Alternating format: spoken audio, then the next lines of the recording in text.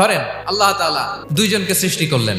উদাহরণস্বরূপ একজনের নাম আব্দুল্লাহ আর একজনের নাম আব্দুর রহমান। সৃষ্টির পরে আব্দুল্লাহকে বললেন, আব্দুল্লাহ, আমি জানি তুমি পৃথিবীতে 50 বছর হায়াত পাইতা, খুব ভালো কাজ করতে, তুমি দুনিয়াতে অনেক ভালো কাজ করতে, এটা আমি আগেই জানি, আমার অসীম জ্ঞান বলে আমি আগে থেকেই জানি। তো যাও, তোমার এইমাত্র সৃষ্টি করলাম, যাও তুমি জান্নাতে ঢুকে যাও। আর আব্দুর রহমান, তুমি পৃথিবীতে খুব খারাপ কাজ করতে, এটা আমি জানতাম, তুমি সীমালঙ্ঘন করবা, অন্যায় করবা, অপরাধ করবা, তুমি জাহান্নামী হবা, যাও। যেহেতু আমি জানি পরীক্ষার আর দরকার নেই, তোমারে জাহান্নাম দিয়ে দিলাম, যাও ঢুকে যাও। সে বলবে, আল্লাহ এইমাত্র আমারে বানাইলেন, সৃষ্টি করেই বলতেছেন তুমি জাহান্নামে যাও, আর বলতেছেন আমি জানি দুনিয়াতে পাঠালে তুমি খারাপ কাজ করবা, তুমি জাহান্নামী হবা, পাঠানোর আর কি দরকার, আগে থেকে জাহান্নামে যাও। আল্লাহ আপনি জানলে জানতে পারেন, আমি তো জানি না, ঠিক কিনা বলেন?